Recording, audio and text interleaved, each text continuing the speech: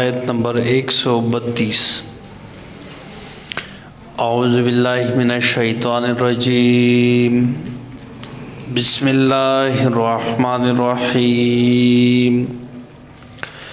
वातिउल्लाह वर्रसूल लअल्लकुम तुरहमून। वसारिऊ इला मग़फ़िरतिम मिन रब्बिकुम व जन्नतिन अर्ज़ुहस्समावातु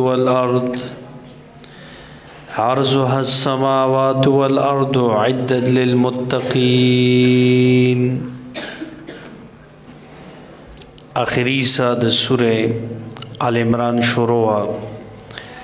पदे के अवल द तासीसुल जमात द पारा 15 कायदे और पागे बांधे 2 वाक़यात मुतफ़र्रिक़ कड़ू। यो वाक़या द ग़ज़वे उहुद और बल वाक़या द ग़ज़वे बदर। वगोरा ची तासु दी कुरानी कायदों बाने प ग़ज़वे बदर के बराबर वे नो सरद लगवाली ना अल्लाह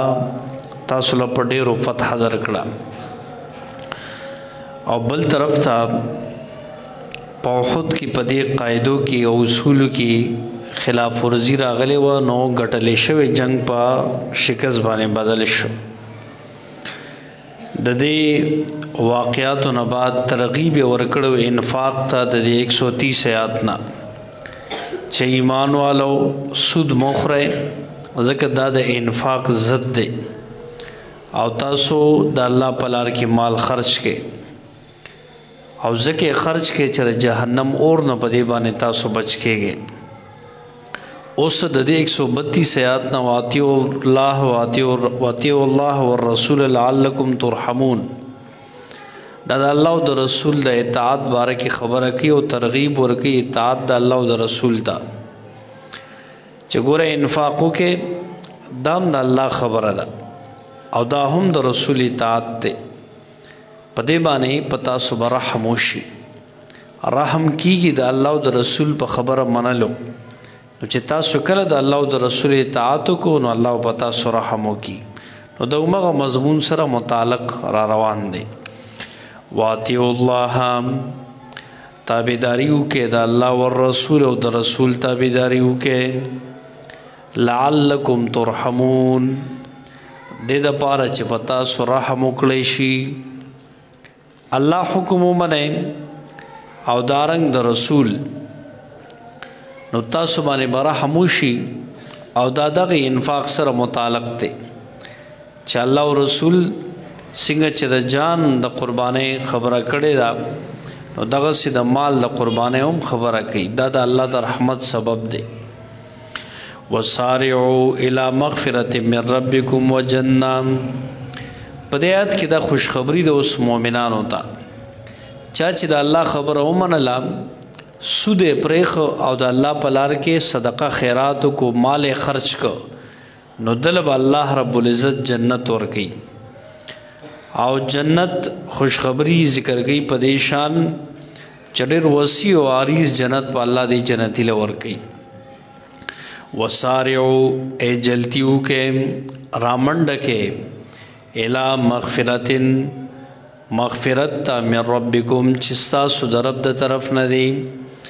आग बखनी और मग़फ़िरत तरफ तराशे चगस्तासो दरब द तरफ दी। सारिऊ सुरात विलिकी की जल्दी कवल यानी दने के बकार की और बिया द मग़फ़िरत द तलब द पारा डेर जल्दी के बाज़ी वही दिन मुराद पिंजवाड़ा वक्त मुंजुनम दी दाम द मग़फ़िरत सबब दे दमूज़ वखराग यार सप्रेदा और आज़ाद बखने तरफ तरा मंडा का बाज़ी वही तकबीर उला ती मुराद दे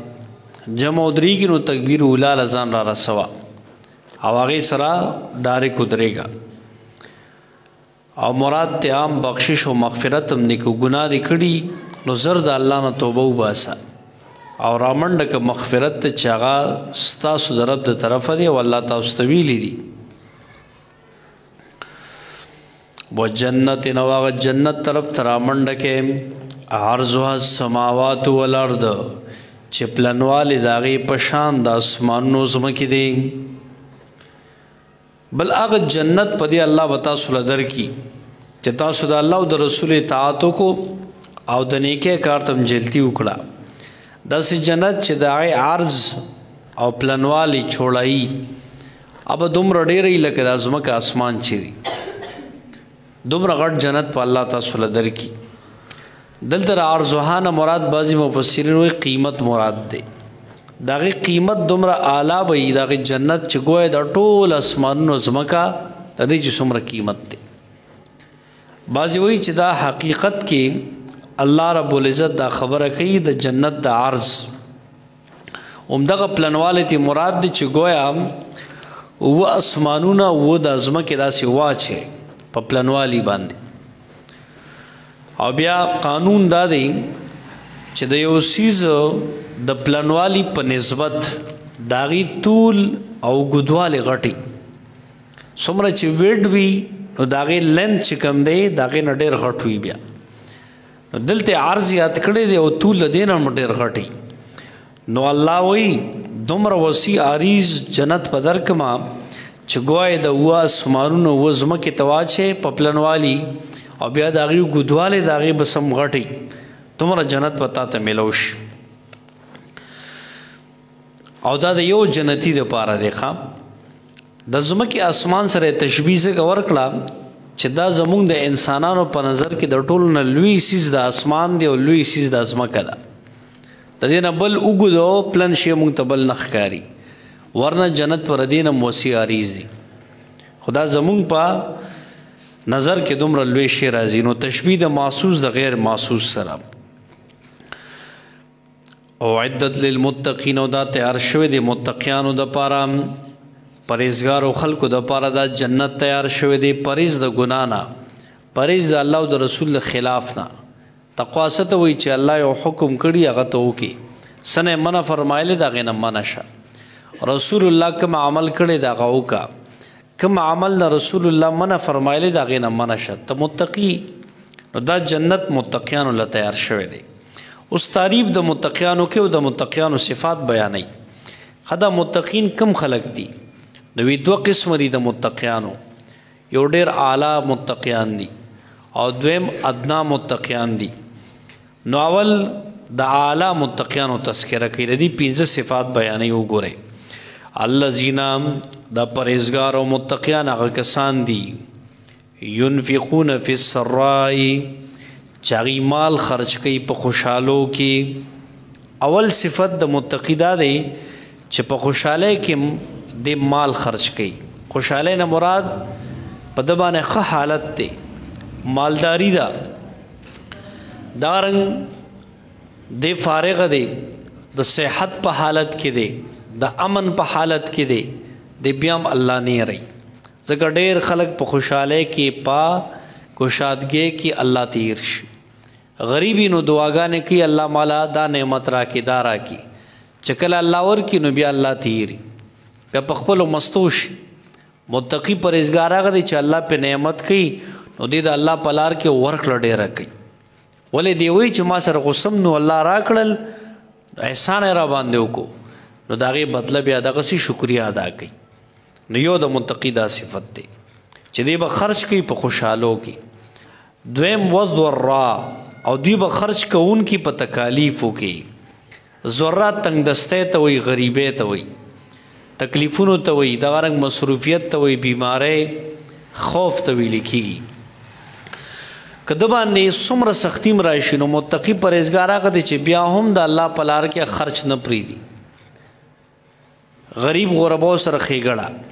جومات مدرسې سره ښېګړه علماو طلباو سره ښېګړه هر تنګده سره لاس ورکوي خوا که د سره څه نه وي خو د خپل وس مطابق هغې سره کوي دا به د صفتي ښه وضرا که دی بیمار هم دی نو بیا هم الله نه یې رهي دا نه چې واویلې او شکوې شروع کړي نه الله نه ګیلې شکوې نه کوي دا د دویم صفت شو مفسرین دلته وایي تفسیر غرائب القرآن والا يدخل فيه الانفاق في العلم والنفس په دې کې انفاق د علم او د نفس هم داخل دی چې ګوره خپل علم د الله په لار کې خرچ کا الله څه تا ښودلی دي نو دا بل ته وښایه الله روغ صحت درکړی دی نو صلاحیت استعمال که په دین باندې ته دین د پاره څه خدمت کولی شي نو خپل ځان پیش کا صلاحیت د الله په دین ولګو دا ټول ته انفاق مراد دی او دریم صفت د پرهیزګارو والکاظمین الغیظ او دوی دباون کی غصې لرام کاظمین کظم ویل کېږي چې چلو تا دباول متقی پرهیزګار هغه چې د کله غوسه ورشي نو د هغه دباو کی کنټرول کی د په غصې باندې کنټرول وي حدیث کې مرضی نبی علیہ السلام وایي کنه پهلوان هغه ته نه وایي چې هغه بل سړی راو غورځي او اعلان نکي پهلوان هغه دی چې د غوسه ورله او د خپل ځان کنټرول کی د اوچت پهلوان نو کزم راوړې دی چې غوسه به درځي خطبه چیچې دلته مفسرینو دا نقطه ذکر کړی دا وګوره دلته داسې الفاظ نه دی ویلي فاقدین الغیظ چې د کبر سره غوسه نه چې انسان دی د فطرت کې غوسه وي خو متقی به سو کې او صفت به سي غوسه به دباوي غوسه به ورزي خوده با کنټرول کوي ځکه د غوسه او شیطانی فعل دی شیطان په دغه وخت کې بتا مسلط شي نو تستانه خلین بد الفاظو باسي استاد الله سنداسي عملو کی چروست پتستو مانه نو متقی پرهیزګار هغه چې د کله غوسه ورلا نو د زر ځان کنټرول کی او بیا حدیث کې د غوسه د باولو طریقه راغلی دا چې کلم چاله غوسه ورلا حدیث کې راځي د تعوذ وای اعوذ بالله من الشیطان الرجیم دا رنګ خپل حالت ته بدل کی کدی ولاړ د نو کی دي ني کدی هغه ځای کې د نو التر لاړ شي خپل حالت ته بدل کی دغه رنګ او دست ضرور کی غوسه دا د رګونه ګرم شوی دي نو زر او دستو کی نو د سره با دا غوسه سړش دا رنګ وبدي اوس کی وبس کلو سرم غوسه دباویږي دا د غوسه د کنټرول طریقه ده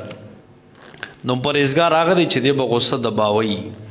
سلورم د اعلی متقی صفت والعافین عن الناس او دی معافی کوونکی خلقو تام د خلقو عفو درگذر کوي او معافی ورته کوي بعض اوقات د مخ کې داسې سکارو شي خلاف ورزي بعض ما تحتو کی یا دینی جماعت ته پای کې او رکن لګیا دی داسې حرکتو کې چې هغه ناموافقي نو دی معافی کوي خلقو ته درگذر کوي د سره سو خپل زیاتیو کې نو دی بدله نه اخلي بلکې هغه معاف کی نو درگذر د کار دی دام د متقی صفت دی لوی ایمان والا دا صفت چې هغه معاف کول کوي کورا ظالم سړی او د الله د رحمت نه لري سړی هغه معاف کول نه کوي او نه زه خدا نه معاف کوم دا فلان کی نه بس غلطی د انسان دی دنه کی کوشوا نو تو سره د نرمه معاملې وکړه ځکه سبا تم داسې ګیرې دې شتا سره هم څوک بیا د نرمه معاملې نه کوي نو متقی هغه دی چې خلکو ته درگذر کوي معافي کوي نو بهرحال د سلورم صفت شپینزم صفت والله يحب المحسنين الله خو خیدا سی خیستا عمل کوونکی خلق داسې متقیان سی محسن وی محسنین ندی بل صفت دا احسان ته وي احسان په دوه قسمه دی یو فل معاملات تی بل فل عبادات تی احسان فل معاملات دی ته وي چې کلام یو سیستانه سوک اخلي نو تو سره نرمیو کو لګ ډیر ولا ورکا احسان پیو کا په معاملې کې ته دکاندار تاجر تانی او شی اخلي سوک نیو خو پورا ناپ تول صحیح کوا که دوکا کې نو ګوره داستا ازمی گینا کته چې ما په دې پيو کې ملاوټ ک یا ما په دې سبزی کې یو کانه می شاته تلی تل ګولې دینو مزا سو خبر بنشي یا مې دا فلان کې پوه نه شو ماته دا دومره شیزوالو یا مې په غلط شی خرڅ کو نو دا پیسې اس کلستا نازمیږي دا یاد ساته تا ته وغټه مسله په کور کې پیخيږي استاد اولاد نه بوزي هم تا ته مسله جوړيږي ځکه حرام پیسې اس کله نه هضمي دا کنن نک سبا دي خصانه بوزي او تبه مشقت کې پروزي حلال روپے کم دی وی خو حلال دی هغه ډېر برکتی پاږي کی علماء د برکت تعریف لیکلي دی او برکت څه ته وای برکت دې ته نه و چې ته ډېرې پیسې وګټه، برکت دې ته وي ستا پیسې کمې خو کار به پرې ډېر وکړي. که د بل په 1000 روپو کار کېږي ستا په 100 کېږي. دا ستا پیسه کې الله برکت اچولی دی. که بل حرام کوي هغه ته به بلا مسلې پیښېږي د لکونو زرګونو، ته حلال کې تا ته به الله مسلې نه پیښوي، تا به الله بچ کوي د مسایلو نه. برکت دې ته وایي. نو احسان فی المعاملات دا دی خام د متقي صفت چې دی په معامله کې هم صحیح شی ورکوي او نرمي خلکو سره کوي، لږ ډېر هم ورکوي. عباداتو کې دا چې عبادت خو پوره توجه سره کول. حدیث کې راځي ان تعبد الله کأنک تراه فإن لم تکن تراه فإنه یراک. د الله داسې عبادت وکړه چې گویا ته الله ته ګوري. که دا صفت نه پیدا کېږي نو کم سے کم دومره خو چې الله خو راته ګوري که نه، نو داسې عبادت کوه. دا احسان فی العبادات دی. نو الله داسې محسن او ښایسته صفات والا خلق خوښوي. دلته علماو تفسیر قرطبي والا یو واقع دا یو ولی راوړی د بزرګ میمون بن مهران رحمه الله د دې آیات متعلق. دا یو نیک بزرګ سړی و، نو د کر یو ورځ مېلمانه راغلي و، د ده یو وینځه وه نوکرې وه، نو هغې ښایسته کانې تیارې کړي دي. کله چې مېلمانه روټۍ ته کېناستل اوس هغې وینځې ګرم سالن را روان کړی دی. په دې دوران کې د هغې د لاسه خطا شو، په دې نیک ولی بزرګ باندې هغه ګرم سالن توی شو. نو دله ډېره غوسه ورله. غوسه په دې اعتبار ورله چې یو خو مې مېلمه ناست دی، کانه ضایع شوه، دویم په ما توی شوه. نو انسان نه چې داسې ناموافق حرکت وشي نو داسې مسله کېږي. بله خبره ده چې دله کله غوسه ورله او وینځ په قرآن پوهېده، هغې د شکل ته وکړه چې دی خو غوسه شو نو زر یې دا یاد د قرآن ورته ووي والکاظمین الغیظ. د الله د نیکانو پرهیزګارو بندګانو دا صفت چې دی به غوسه دباوي. دا هغه ولي بزرګ چې دا یاد څنګه واورېده نو بس غوسه یې سړه شوه. نو وینځه ورته دویم ځل وایي والعافین عن الناس. د بزرګانو دا صفت هم دی چې خلک معاف کوي. دا بزرګ دی وینځه ته وایي زه معاف مې کړی. نو ورپسې درېیمه جمله وایي والله یحب المحسنین. الله خو احسان کوونکي خوښوي. نو ولي بزرګ ورته وایي زه احسان مې سره کو آزاده مې کړی. پهله وینځه وې نوکر اوس مې آزاده کړی. نو ګوره پخوا خلک داسې وو که غلامانو که عام خلکو په قرآن پوهېدل، د قرآن په معنو باندې پوهېدل. نن زموږ خلک د قرآن نه لرې دي. قرآن مونږ یا خو به صرف تلاوت کوو نو په معنا مقصد یې نه پوهېږو، چې نه پوهېږو نو عمل کې هم نشته. د قرآن ترجمه تفسیر زده کول دا په هر مسلمان باندې ډېر لازمي خبره ده چې دی ته خپل دین ایمان زده کړي. الله چې کوم پیغام دله ورکړی چې دی په دې کې دا وګوري. نو داسې خلکو اسلاف چې هغې له قرآن ورته او هغې که عام خلک هم هغې له هم قرآن ورته. نن زمونږ دغه عالمیه ده چې موږ قرآن سره تعلق نشته، ځکه زمونږ زوال دی او موږ باندې مسلې دي. الله یې د عمل توفیق راکړي. واخرهم اللهم صل علی محمد وعلی آل محمد کما صلیت علی ابراهیم وعلی آل ابراهیم انک حمید مجید. اللهم بارک علی محمد وعلی آل محمد کما بارکت علی ابراهیم وعلی آل ابراهیم انک حمید مجید. اللهم اعنا علی ذکرک و شکرک و حسن عبادتک. الله ستا کلام مونږ په دې عمل توفیق راکړي. سونه حاضرین دلته ناست ټول لره دې اجرونه بدلې ورکړي. بیمارانو الله شفا ورکړي. چا څه حاجات الله ته پوره کړي.